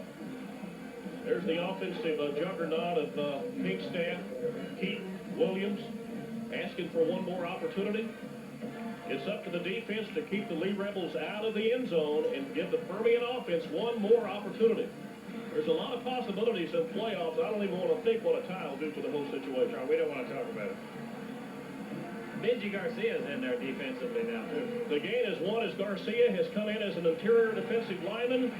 Here's the quarterback. Turner will roll out. He has the corner, but Garrett chases him down to the Permian 22-yard line. A gain of 8. And Lee facing a 3rd and 2. We've talked about 2-down territory all night. This definitely fits into that category. Earl wants to keep the ball. He wants to grind it out, use up as much of this clock as he can, get down there, and if he can't score a touchdown, at least try and get a field goal. And give it, if he has to give it back to Permian, he sure doesn't want any time on that clock. Steve Williams' longest field goal of the year, a 30-yarder last week against Abilene. This will be a 3rd down play from the Permian 23. Lee has to get to the 21, and it's going to be close. If he got it, it's not going to be by much as Alan Garrett up there to push him back along with Eric Williams and Aaron Washington. They're going to have to measure this one, Rick, and it looks from here as if he's going to probably be about half the distance, half the length of the football short. Well, I think as we said, it really doesn't matter if he made it on this play or not, because I guarantee he's going to go for it on the next, no matter how far away he is from that first. Lee really has done a very good job of taking care of the big skin tonight. They have not fumbled in the pitching category. They haven't fumbled on the pitch from the quarterback back to the running back. They fumbled at the end of runs, which is different. Well, they've got you can see that they're watching that ball all the way in. They're taking care of business when it counts, and they do have the first down. Big first down there too, Barry. Marlon Henry down to watch the official spot of the ball, and now Lee, who started from their 38. Biggest play in the drive has been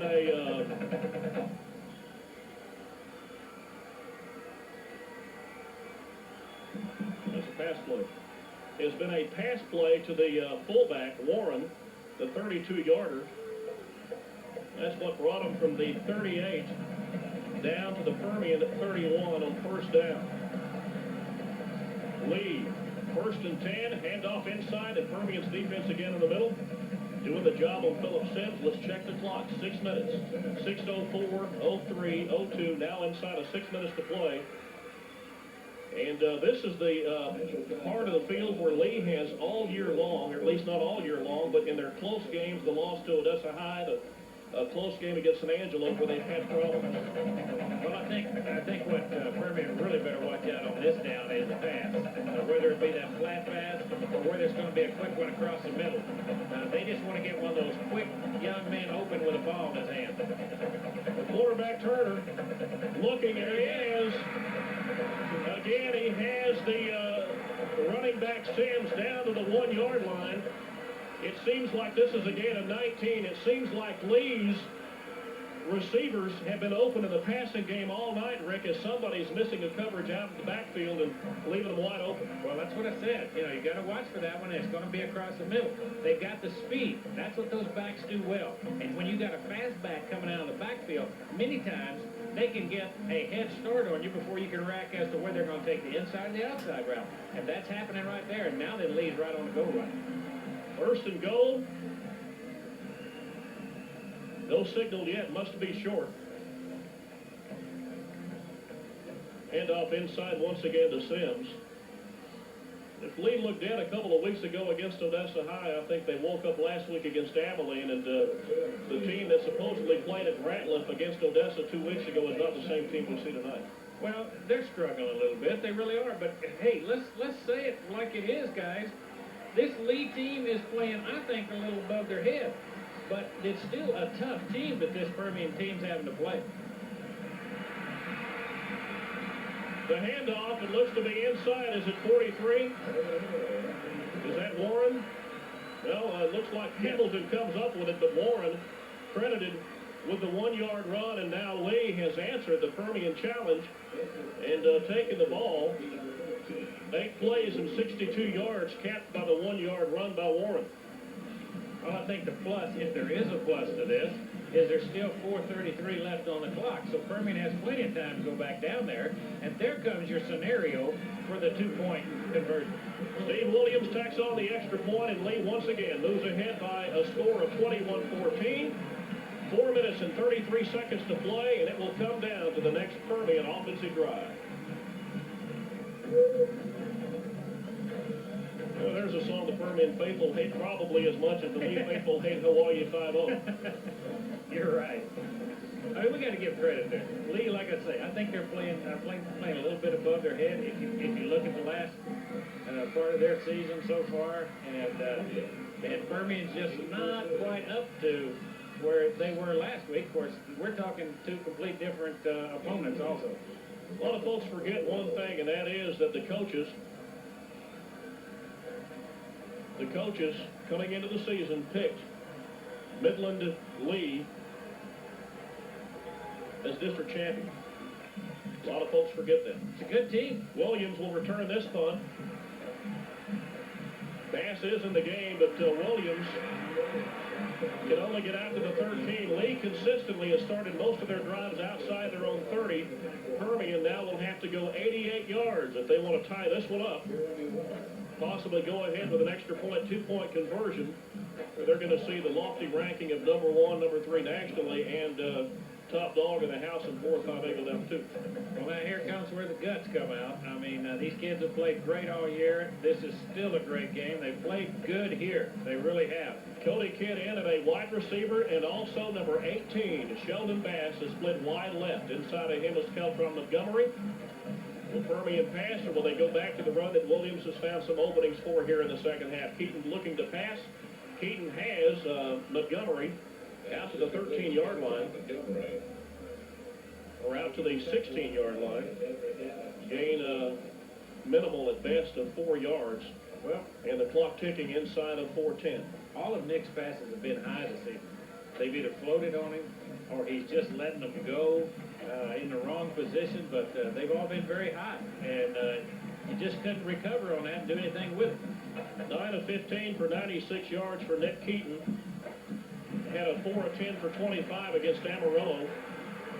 Way back in the 3rd week of the season, Williams will be short of the first down as this gain is out to the 18, the gain of 2. Permian facing the most important 3rd down play of the season. And the clock is running. 3:34 and counting. Well, this is gut check, as you say, and in comes Kidd, I believe, was it? Yeah, J.C. Kidd coming in. Kidd coming in as the tight end, number 85, Garrett checks out. Permian going with a 3 wide receiver set.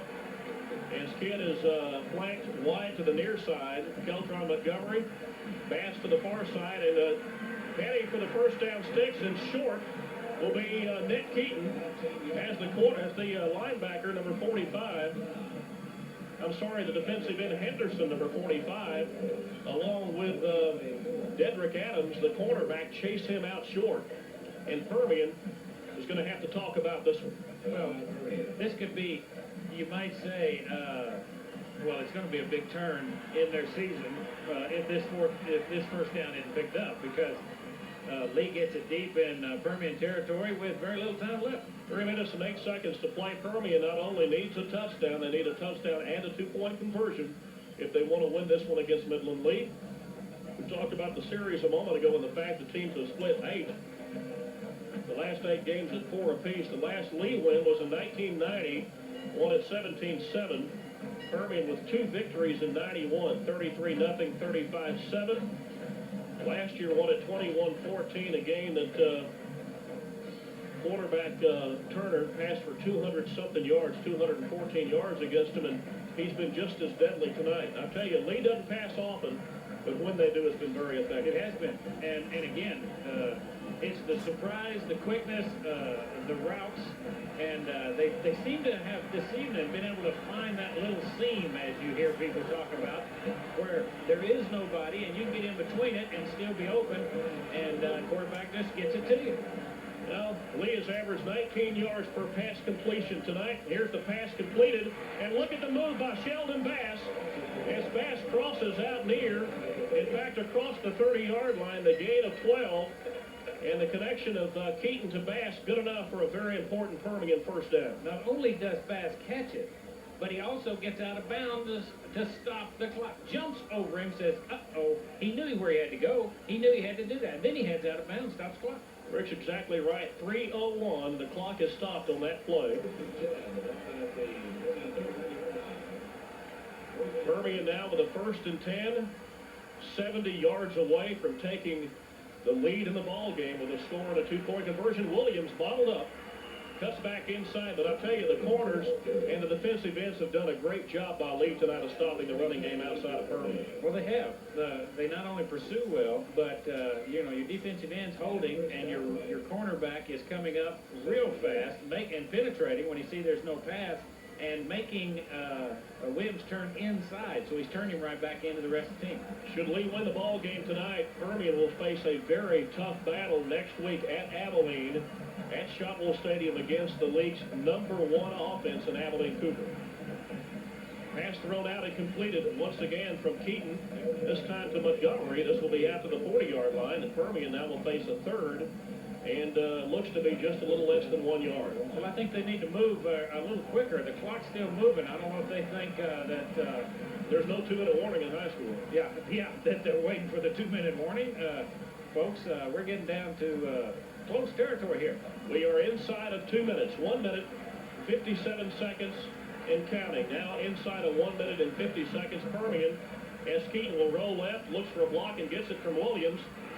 The pass completed to Keltron Montgomery out to the Lee 43-yard line. The clock will stop with the move of the chains at Permian.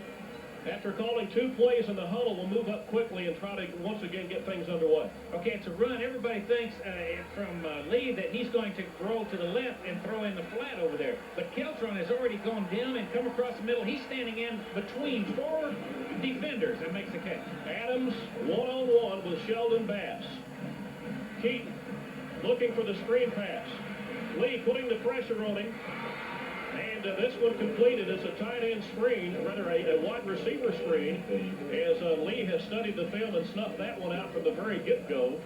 Do we have a flag on the field? Well, there is a flag on the field. There's one right there. They say it's against Permian, apparently. Let's look at it. Yeah, that's what the they're saying. move was against Permian. At least that's what linebacker Justin Goodman is pointing to. Illegal receiver downfield? Illegal receiver downfield. I think. So what they're saying on the wide receiver screen that was just thrown, they're saying that Bass was not behind the line of scrimmage. Had he been behind the line of scrimmage, it wouldn't have mattered. He was out to the 40. He caught it to the 41. The line of scrimmage was the 43, so they were correct. Lost it down. Most important is lost it down for Permian. The clock has stopped at 1:22. But Permian, frustratingly and most important, now back to the 48-yard line. They say first. Let's double check that. We'll take it quick, okay? All right. They say first and 15. It should be second and 15. Oh, we're all right. We'll go. Keaton, he's got pressure. He has to do something with the ball in a hurry. What? And the linebacker Connolly, who has been a thorn in the side of Permian all night, comes up with a huge defensive play as he pushes Keaton beyond the 50 all the way back to the 45-yard line, a loss of 9 to the 44. Well, you know, it's so easy, Barry, for us sitting up here. We're under no pressure. You don't have a kid hanging on you that's hanging on you, and you've got the ball to have to make a decision on what to do. Of course, the easiest out would have been to throw it near somebody and let's stop the clock instead of having to use a timeout. But again, we're not talking about pros. We're talking about young high school guys. And as good as they may be, it's still a very tough game for them out there. Permian now will face a 2nd and 23 after the big sack by Chris Connolly, the senior 193-pound linebacker who's been injured some this year, but certainly doesn't appear to be hobbling much at all tonight as he has made big play after big play. The lineman back on the field along with Pinkstaff. A big play call coming up. It'll be 2nd and 23. Permian needs to reach the 32.5-yard line for a first, but most importantly, there ain't a whole lot of time left. The clock's sitting squarely at 1 minute to play in the ballgame. And you know that Lee's got to be thinking one thing: do not let Sheldon Bass beat us. Oh, that's what Permian has got to do. They've got to get Bass or Keltron in the middle again. Somebody's got to be open. Bass has single coverage, Quinones, and he's wide open down the field. He is wide open. And he's down to the 18-yard line where Kevin Jordan has made a game-saving tackle. Who? What did we say? What did they have to watch for? The 27-yard pass play, the single coverage by Quinones, as Bass beats the single coverage, and only a game-saving tackle by Jordan. The safety man keeps Permian out of the end zone. Do not let Bass behind you. And they had to have Bass behind them. They still not in, but they're a lot closer. And the clock's running. 34 seconds and counting. Williams to the 20. Williams to the 17. Permian will have to burn a timeout. 28, 27, 26, and the clock has been stopped. That kind of surprises me a little bit with not much time left and not many timeouts, if any. I don't know if they've got, what, one left maybe, if any. Let's see, it says timeouts remaining. None. Permian has used their last timeout. The pass play covered 38 yards. Well, we're going to have Keith right quickly count up the yardage that Bass has gathered in tonight. Well, again, he has really been a big difference in this ball game, and a game that the lead defense has really done a great job on stopping Permian's running game, other than those two big runs by Williams. So I guess the only question I'd have is, and I'm definitely not the coach, and I'm sure there's a plan there, but with only one timeout at that time, why would you run it? On the defense thinking pass, you might can sneak one in on them. Well, and if you're gonna surprise somebody, you've got one of the best running backs in state break it to surprise them with it. Bass has caught passes worth 126 yards tonight. The biggest one, a 38-yarder, just a moment ago, that moved Permian down to the 13. Which you hate to Bass will be on single coverage against Dedrick Adams. Permian will try the alley-oop, throw it into the end zone. Look at the pressure put on by Lee. Here is Keaton. Keaton has the whole field in front of him, and he's down to the 1-yard line and out of bounds. 17 seconds to play. The biggest run of the year by Nick Keaton, and he is hurt. He is hurt. He's holding his right arm. Let's see if Lucas Molina will trot into the ball game and hand the ball to Williams. Watch him. Here he comes. The biggest run of the year by Nick Keaton. He almost got caught. Down to the 1-yard line, and most importantly, he gets out of bounds. 17 seconds, Greg. It'll come down to one play and a 2-point conversion. The one play by John Williams has Permian into the end zone. And now with 15 seconds to play, Permian will go for the 2-point conversion for the win. I'm chicken, Barry. You know what I'd do? You'd kick it. I would go for this tie, and a tie, I think, is definitely better than a defeat. Well, you're thinking along with Tam Hollingshead, because number 13, Stevenson, has come on the field, as has Lucas Molina. Lee thinking maybe they're trying to snooker us or something, calls a timeout. They have one remaining. In fact, 21-20. But they say a tie is like kissing your sister. I know that. You really want to plan a big one on sis. But now look, if you're looking at the overall picture, and I know you said a tie is going to. I don't even want to think about what that does. But think of what we know what a loss does. There has not been a tie between Permian and Lee. I'd take it. In this 35-game series. I'd take it. And I want to tell you what, I'm as proud of these young men as I've ever been. What I tell you, the cream rises to the top.